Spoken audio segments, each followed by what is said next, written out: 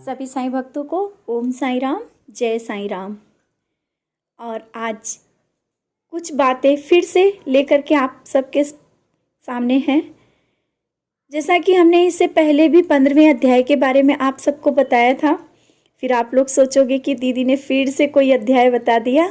हाँ, जैसा जैसा हमें अध्ययन हम करने पे या हमें कुछ एहसास होता है या हमें मालूम पड़ता है, वो चीज़ें आप सबके साथ शेयर करते हैं।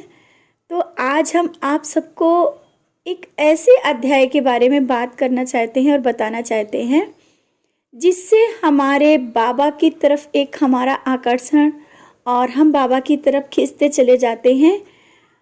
जो हमने 15वां अध्याय अध्ययन करते हैं, जो हम 15वां अध्याय के बारे में हम लोगों ने पढ़ा, वो 15वां अध्याय हमें सामाजिक तौर से जो हमारे पर परेशानियां घर और परिवार के लिए होता है, और 11वां अध्याय हमें जो मेन है, जहाँ से हमारी न्यूज़ जो मेन है, जहाँ से शुरू होते हैं, बाबा के चरणों से शुरू होता है। तो सबसे महत्वपूर्ण है 11वां अध्याय।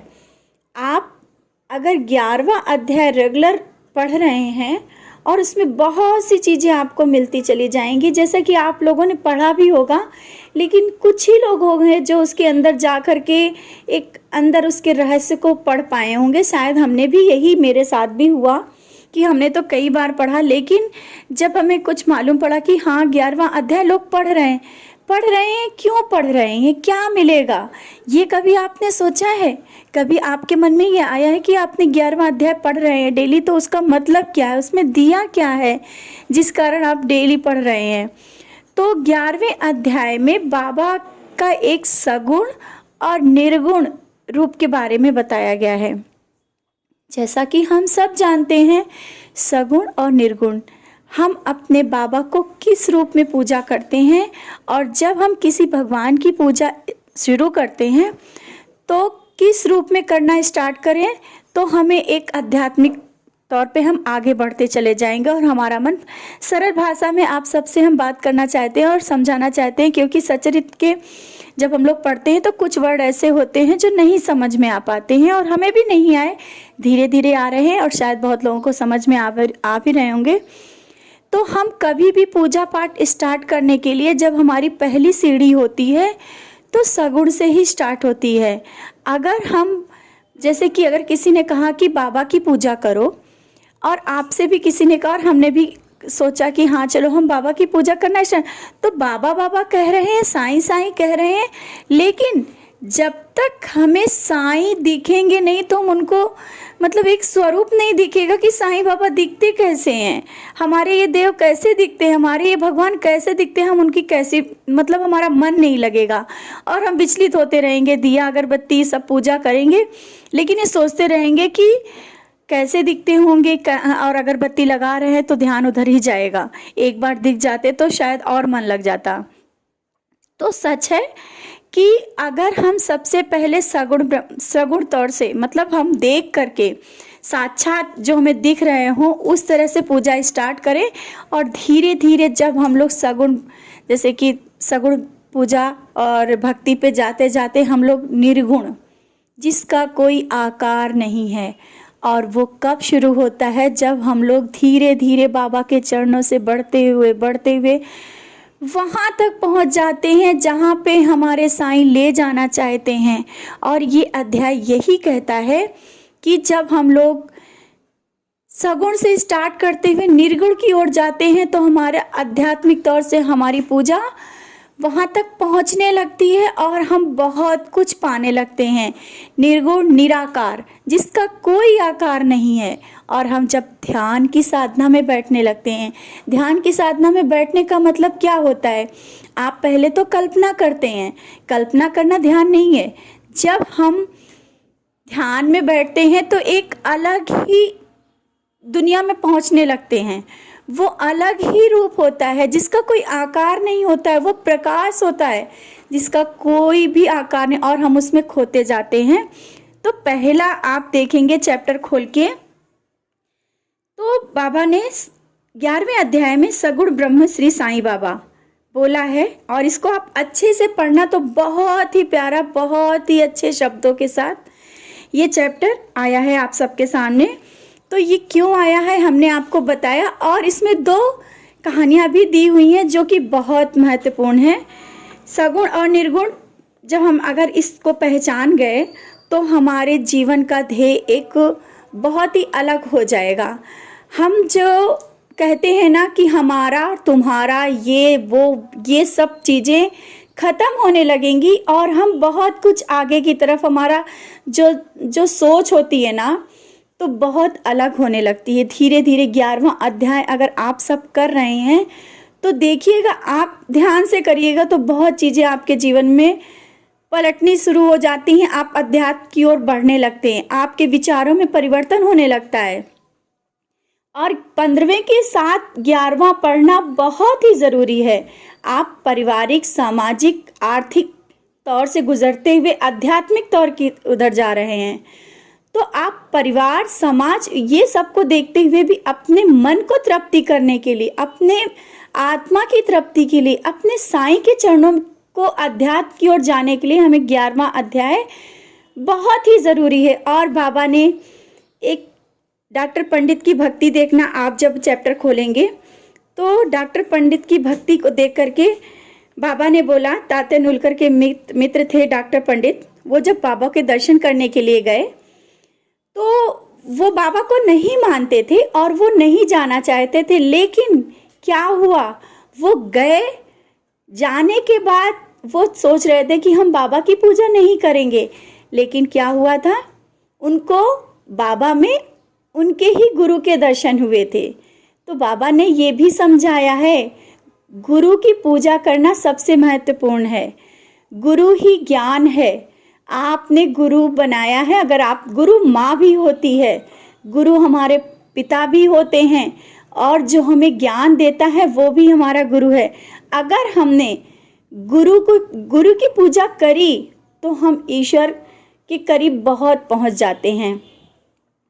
इसमें एक और चीज़ जुड़ती है कि हमारा सबसे बड़ा कर्तव्य होता है कि हम अपने माँ बाप जो मेन होते हैं उनको अगर सही से करें तो हम गुरु चरणों में, अपने साईं चरणों में पूरा समर्पित हो जाएंगे। तो उन्होंने क्या कहा कि उनको बाबा में उनके गुरु दिखे और उन्होंने बाबा को तिलक लगाया। बाबा ने स्वीकार किया, जबकि बाबा को वो नहीं जानते थे और बाबा तो उनको जानते थे। लेकिन हाँ, उस समय ऐसा था कि बाबा उनको नहीं जानते और वो उनको, बाबा की वो पूजा भी नहीं करना चाहते थे। लेकिन बाबा ने उनको दर्शन दिए उनके गुरु के रूप में, क्योंकि बाबा तो पार ब्रह्म हैं, परम ब्रह्म हैं। उन्होंने साक्षात उनको दर्शन दिए और बाबा की उन्होंने टीका किया, चरण वंदना की। फिर इसके बाद देखने बाद क्या होता है कि बाबा फिर उनको बाबा ही दिखे। तब उन्होंने मान लिया कि नहीं, आप ही सब कुछ हो, आप में ही सब कुछ, साईं में ही सब कुछ समाया है। तो 11वें अध्याय में ये भी दिया गया है। और ये बहुत ही जल्दी छोटा सा ऐसे आपको समझाते चले। अब आप 11वें अध्याय को बहुत ही अच्छे से पढ़ना, बहुत चीज़ें उसमें छुपी हुई हैं।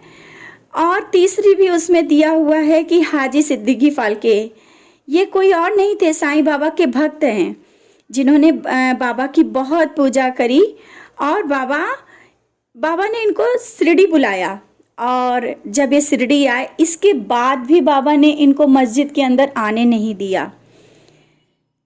तो मक्का शरीफ का हज करने के बाद जब वे शिरडी आए थे, चावड़ी में ही रहने लगे।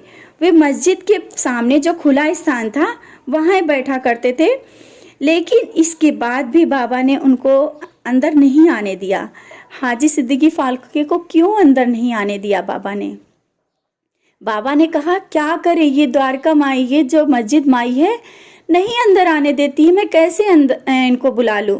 बाबा चाहते हुए भी उनको अंदर नहीं कर पाते थे, क्योंकि उनके अंदर के दोष और विकारों को ख़त्म करके ही, एक कहते ना कि वो बाहरी दिखावा था, उनके विचार जो थे और उनके मन को साफ करके बाबा या परम ब्रह्म जो भी बोलते हैं अंदर बुलाते हैं। तो हमारी जो भी चीज़ें होती हैं, गलतियां होती हैं, जो भी विकार होते हैं, हमारे साईं उन चीज़ों को निकाल के और अपने अंदर समाहित कर लेते हैं। द्वारका माई में हम लोग प्रविष्ट हो जाते हैं, हम लोग बाबा में समाहित हो जाते हैं।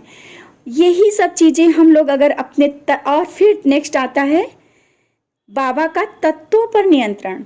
बाबा क्या थे, हम लोगों को इस चैप्टर में हमें सिर्फ इतना ही ज्ञान मिलता है कि हम लोग अध्यात्म की ओर बढ़ना है। तो 11वें चैप्टर को आप कुछ दिन करके देखिएगा, बाबा अपना एहसास आप सबको देंगे। बाबा क्या हैं, बाबा क्या देते हैं, बाबा कैसे सही, और बाबा ने तत्वों पर नियंत्रण कैसे करके दिखाया। बाबा ने कैसे पानी को रोका, पानी इतना जोर का बरस रहा था, तत्वों के नियंत्रण में बाबा ने यही किया कि बाबा ने कहा बस अब रुक जाओ, और पानी रुक गया। बाबा क्या थे, ये इसमें पहचान बताई गई है।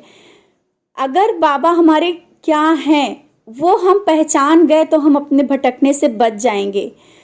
और दूसरा बताया है, जब धुनी की अग्नि बहुत ऊपर तक के जल रही थी तो बाबा ने सिर्फ सटका ही फेंका और धुनी कैसे नीचे, आग कैसे नीचे थम गई। तो जिसका तत्वों पर नियंत्रण, अग्नि और आग, मतलब जितना अग्नि कितना नीचे हो गई और पानी बरस रहा था तो कितना वेग से बरस रहा था, वो जब शांत हो गया तो बाबा हम सबको संभाल नहीं पाएंगे। बाबा क्या हैं, इससे तो अर्थ आप सबके समझ में आ गया होगा कि जिसका तत्वों पर नियंत्रण था और नियंत्रण है, वो हमारे साईं क्या हैं, परम ब्रह्म हैं, पार ब्रह्म हैं और हमारे गुरु हैं। तो बाबा को जानने के लिए, बाबा के चरणों में समाहित होने के लिए हमको 11वां अध्याय जरूर पढ़ना चाहिए, और हो सके तो सोने से पहले एक बार पढ़ें।